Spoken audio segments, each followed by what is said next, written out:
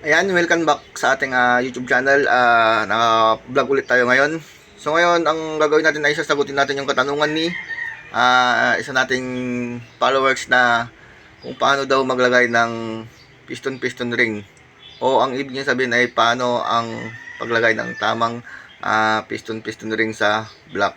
So ngayon, may kuwan tayo dito, SkyDrive 125 tayo at ang issue niya ay block.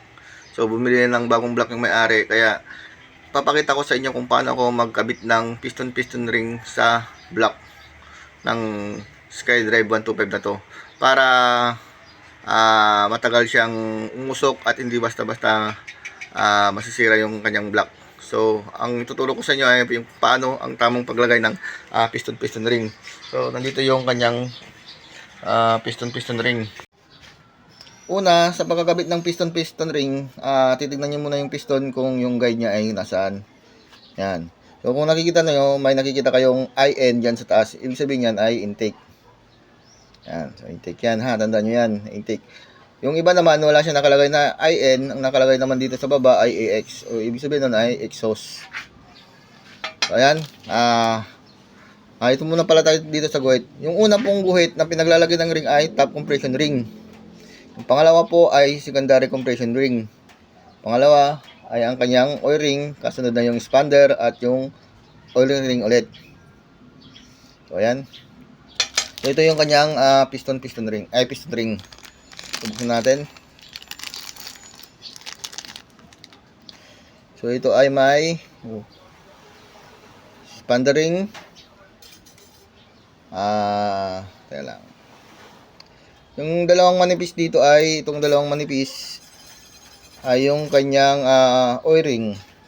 Magkasama sila ng kanyang expander ring.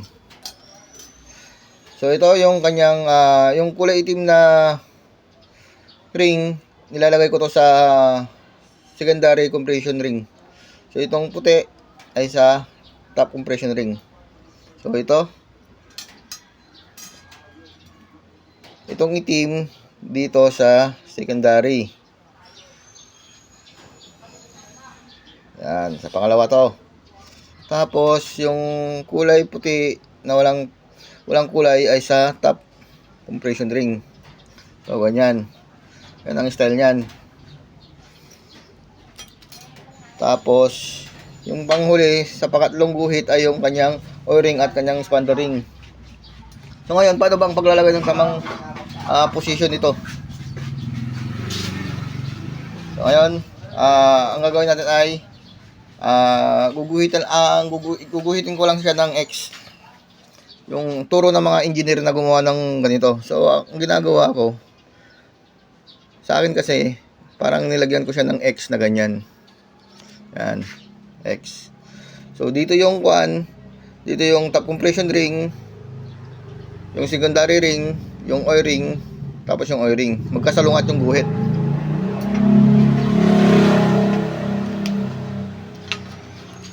So ang ibig ko sabihin, yung guhit itong cut. So ganito po yung itsura niyan. Yan, diyan ko siya hiharap.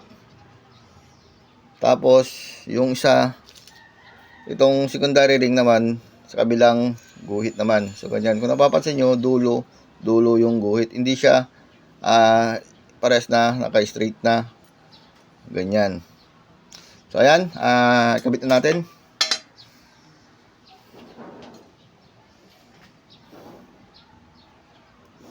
So ang paglalagay ko naman ng expander ring ay ganito.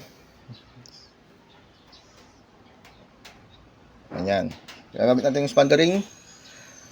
So ayan, yung intake nasa taas, yung guhit nasa baba. So ganyan. Diyan ko siya nilalagay. Tapos yung kanyang oil ring, yung X magkasalungat, yung guhit ganyan po. Tapos sa kabila ganyan din po yung ginuhitan kong X. So ganyan yung turo ng engineer para matagal yung buhay ng ating piston ring. So ilagay natin to.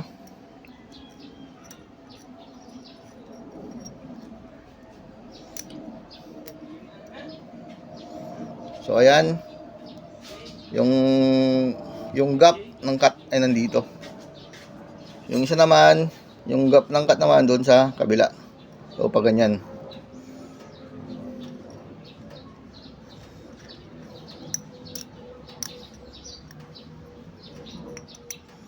So ayan, ilagay na natin yung O-ring at expander ring. Susunod naman yung secondary compression ring. Yung kulay itim. Yung itim, kung napapansin nyo yung X. Yan.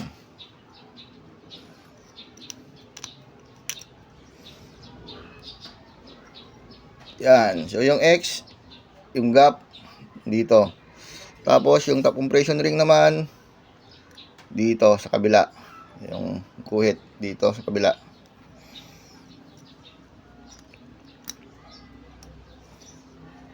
So ayan, oh.